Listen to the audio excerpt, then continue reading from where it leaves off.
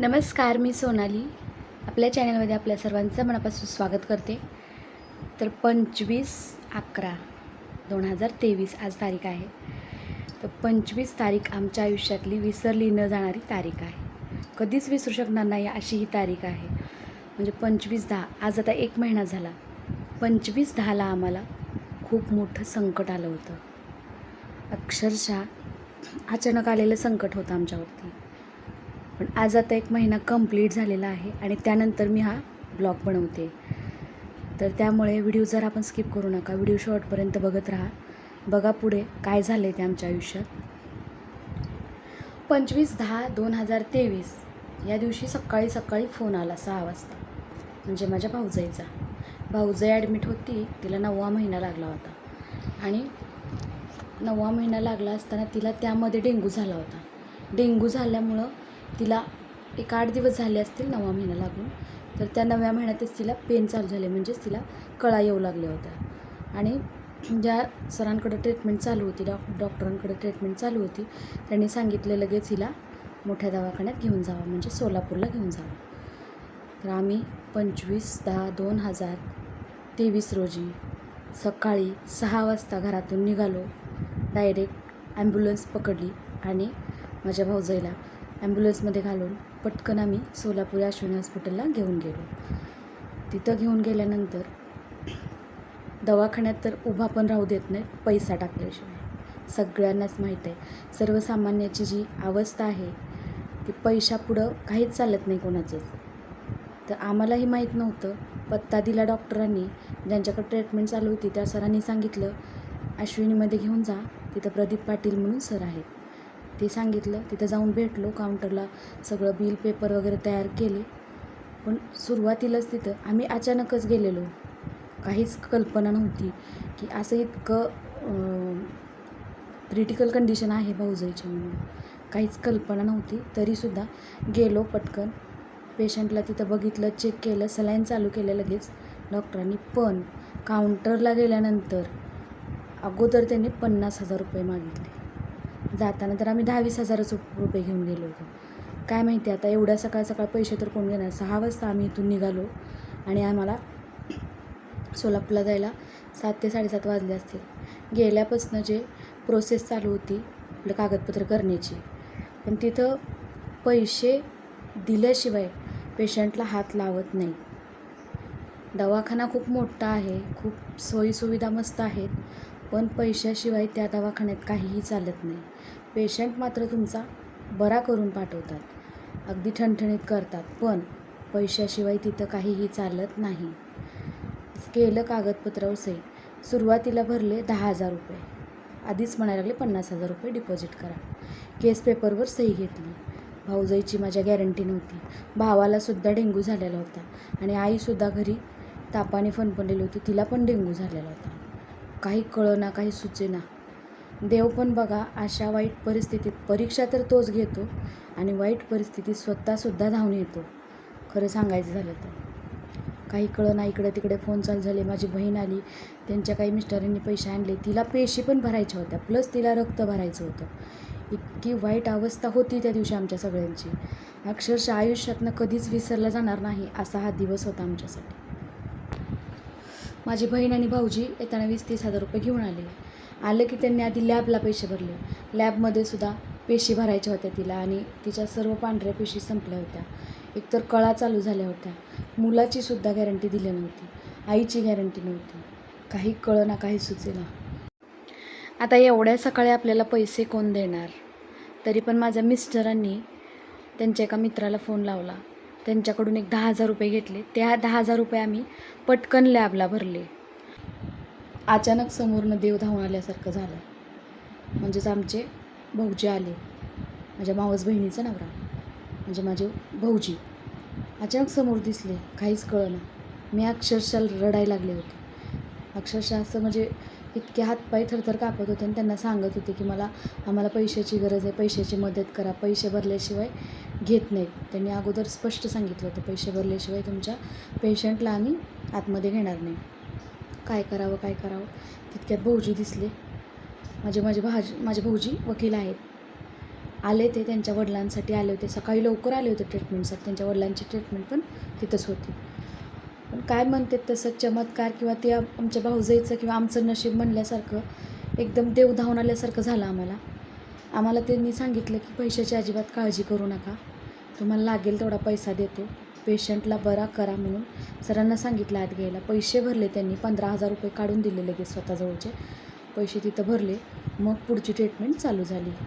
तेवढ्या सगळ्या वेळात पेशी आणल्या तिच्यासाठी पैसे भरून. पेशी पण तिथं लॅबमध्ये तयार करायला सांगायच्या होत्या, कारण तिचं रक्तगट O पॉझिटिव्ह होतं. O पॉझिटिव्ह रक्तगट असल्यामुळं पेशी भेटत पण नव्हत्या लवकर, आणि त्यांनी तशी सोय पण केली डॉक्टरांनी. तिथं मात्र ट्रीटमेंट पैसे दिल्यानंतर चांगली चालू केली. साधारण 12 वाजता तिला पेशी भरायला सुरुवात केली. आमची त्यावर प्रोसेस कागदपत्र भरण्याचीच होती. तिथं खूप कागदपत्र भरून घेतात, केस पेपर भरून घेतात. भाऊजीने पैसे दिले, भरले आम्ही तिथं. पेशीच्या बॅगा आणल्या, ते पेशीच्या बॅगा तिला ओटीमध्ये घेऊन गेले. तिची अवस्था खूप बेकार होती. मला म्हणायची मला सोडून जाऊ नका, माझा हात धरून बसा. तिच्या पोटावरती मी असा अक्षरशः हात धरून बसलेले. पण एक गोष्ट होती, एवढ्या मोठ्या संकटात रडायचं नाही आपण सुद्धा, आणि तिलाही रडू द्यायचं नाही असं होतं. तिला तर यातली काहीच कल्पना नव्हती. अगदी जीव माझा तर खूप घाबरला होता. बहीण तर अक्षरशः रडायच लागली. तिला तर काहीच कळेना. आई पण नव्हती जवळ आमची. मी, माझे मिस्टर, माझे भाऊजी आणि भैया, त्याला तर काही चालतासुद्धा येत नव्हती. इतकी अवस्था त्याची बेकार होती. त्याला स्वतःलासुद्धा डेंग्यू झालेला होता. इतकी वाईट परिस्थितीतनं आम्ही 25 तारखेला गेलो. जवळ आज महिना झाला. पण मला ही अचानक आलेली परिस्थिती असल्यामुळं मी आज खरं तर ही ब्लॉग बनवते.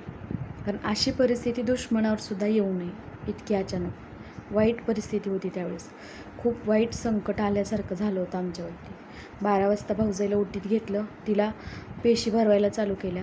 पेशी भरल्या, पांढऱ्या पेशी 2 बॅगा पटकन भरल्या. लगेच रक्त भरायला सोबत चालू होतं.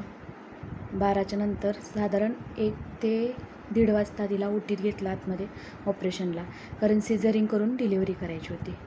ऑपरेशनला नेल्यावर सुद्धा साधारण 2 तास तिला आतमध्ये पेशी चढवल्या, रक्त चढवलं, आणि मग 2 तासांनी तिला डिलिव्हरीला घेतलं. साधारण 3:30 ते 4च्या दरम्यान माझी भाऊजाई डिलिव्हरी झाली. म्हणजे तिचं सिझर केलं, मुलगी झाली. म्हणजे माझ्या भावाच्या घरी लक्ष्मी आली. ते एक पॉझिटिव्ह थिंकिंग होतं. पण बाळ आतमध्ये जास्त वेळ गुदमरल्यामुळे बाळालासुद्धा काचत ठेवावं लागलं, आणि आईला डेंग्यू झाल्यामुळे बाळालासुद्धा संसर्ग होण्याची शक्यता होती असं डॉक्टरांनी सांगितलं होतं. बाळ वाचणार नाही असं सरळ स्पष्ट सांगितलं होतं डॉक्टरांनी. पण आम्ही सांगितलं, जो काही तुमचा प्रयत्न असेल तो सर्व करा वाचवण्यासाठी. त्यांनी पण हो म्हणून सांगितलं. त्यांनी त्यांच्या काचत नेऊन ठेवलं बाळाला. तिथले सगळे कागदपत्र प्रोसेस केले. तिथं पण पैसे भरल्याशिवाय बाळाला आतमध्ये लवकर घेतलं नाही. तिथं पण 5,000 ते 10,000 रुपये भरले. मग बाळाला घेतलं आतमध्ये. ट्रीटमेंट बाळावर चालू केली. इकडं आईचं ऑपरेशन चालूच होतं. डॉक्टर अचानक बाहेर आले. डॉक्टरांनी सांगितलं, तिचं आम्हाला गर्भाशय काढावं लागतं आहे. आम्ही स्पष्ट सांगितलं डॉक्टरांना, तिचा जर जीव वाचत असेल तर गर्भाशय काढून टाकलं तरीसुद्धा चालेल. तर डॉक्टरांनी तिचं गर्भाशय काढावं लागलं तिला, कारण पहिली मुलगी होती, दुसरीसुद्धा मुलगी झाली. म्हणजे माझ्या भावाच्या घरी लक्ष्मी आल्या. आम्हाला मुलीचं काहीच नव्हतं, फक्त आम्हाला आमचे भाऊजाईचा जीव महत्त्वाचा होता. कारण ती आम्हाला एकुलती एकच भाऊजाई आहे, आणि आमचं नातं जर तुम्ही बघचाल तर आमचं नातं मैत्रिणीसारखं आहे. कधी आम्ही नणंद भाऊजाई आहेत असं वाटतच नाही. अक्षरशः ती आमची लहान बहीण आहे असं आम्हाला वाटतं. जवळजवळ दवाखान्यात तिची पिशवी काढायला सांगितली, सगळी प्रोसेस झाली. 6 वाजता तिला ओटीमधनं बाहेर घेऊन आले. इतकं क्रिटिकल तिचं ऑपरेशन होतं. ब्लिडिंग थांबत नव्हतं, त्यामुळे तिची गर्भाशय काढावं लागलं डॉक्टरांना. ठीक आहे म्हणलं, तिच्या जीवापेक्षा आम्हाला गर्भाशय जास्त महत्त्वाचं नाही आहे, त्यामुळे ते गर्भाशय काढावं लागलं. डॉक्टरांनी काढलं. नंतर 6च्या नंतर तिचं ऑपरेशन झालं. थिएटरमधून तिला बाहेर आणलं. 1 तासभर तिथं ओटीत ठेवलं, आणि नंतर ICUमध्ये शिफ्ट केलं. व्यवस्थित होती ती. आम्हालाही बघून खूप बरं वाटलं, कारण बाळाची आणि आईची अजिबात गॅरंटी दिली नव्हती डॉक्टरांनी. ती आता शांत झालो आम्ही. नंतर सगळं त्या दिवशी दिवसभर मला वाटतं मी आणि माझ्या बहिणीने काहीही खाल्लं नव्हते. पाण्याचा थेंबसुद्धा घेतला नाही. जोपर्यंत ती बाहेर ऑपरेशन करून येत नव्हती तोपर्यंत प्रार्थना करत होतो आम्ही. दुआ करत होतो देवांकडं. सगळ्या देवांकडं आम्ही प्रार्थना करत होतो की तिला काही होऊ नये, तिला काही होऊ नये. आम्ही दुवा केली पण कामी आली दुवासुद्धा. दवाबरोबर दुवासुद्धा कामी येतात बघा. आता हा ब्लॉग बनवते पण तो दिवस आठवला की असं अक्षरशः मन भरून आल्यासारखं येते. त्यावेळेस मात्र मी रडले नव्हते, खंबीरपणे उभं राहिले. पण माझी बहीण मात्र खूप रडत होती. तिला खूप तर अक्षरशः इतकं मोठं संकट आलेलं मी आज आपल्याबरोबर शेअर केलं आहे, जेणेकरून कुणावरही अक्षरशः दुश्मनावरसुद्धा असं संकट येऊ नये. आणि इतक्या आमची धावपळ होण्याचं कारण म्हणजे आम्हाला पप्पा नाही आहेत. म्हणजे आमचे वडील आम्हाला लहानपणीच सोडून गेलेले आहेत. त्यामुळे आमच्या सगळ्यांची इतकी धावपळ झाली. पण असं असतं ना, एक माणूस नसलं ना, त्या काय म्हणतात त्या मुलांचं, त्या लेकरांचं ना हाल तुम्ही बघायला पाहिजे. ज्यावेळेस बाप नसतो ना आयुष्यात, त्या लेकरांची हाल ज्यांना बाप नाही त्यांनाच माहिती आहे त्यांचे हाल काय होतात आणि ते आयुष्य कसं जगतात. पुढच्या ब्लॉगमध्ये भेटू. याचा पुढचा पार्ट घेऊन येते. तोपर्यंत बघत राहा माझं चॅनेल. मस्त राहा, आनंदी राहा, खुश राहा आणि पाहत राहा माझे माहेर पंढरी.